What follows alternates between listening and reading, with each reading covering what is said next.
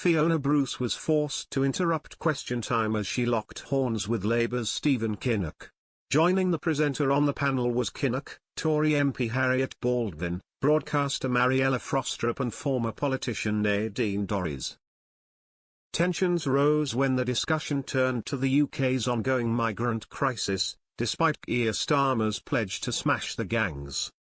The panel was challenged on whether the government's one-in, one-out scheme is actually working, following reports that a man deported to France under the policy had returned to the UK by small boat. One audience member voiced her frustration over the record number of migrants entering the UK illegally, asking, "Why is it that Poland can do all of this and we can't? You can't go into Poland. There aren't any illegal immigrants.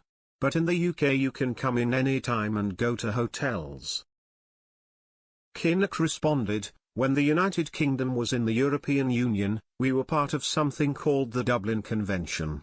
The Dublin Convention enables any country that was a signatory to it to send somebody back to the first country where they tried to claim asylum." Interjecting, Bruce remarked that Britain hardly did that.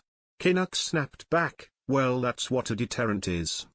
Refusing to let it go, the presenter grew frustrated and said, but, unable to get a word in, she eventually raised her hand and declared, "Hang on." She continued, "We had the Dublin Convention, but we actually sent very few people back using the Dublin Convention, and you know it.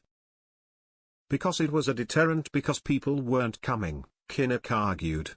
To which Bruce shot back, "Even when people were coming we didn't."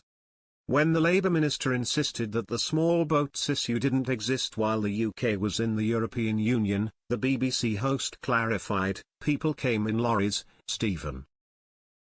Kinnock added, "What happened when we left the European Union? We came out of the Dublin Convention.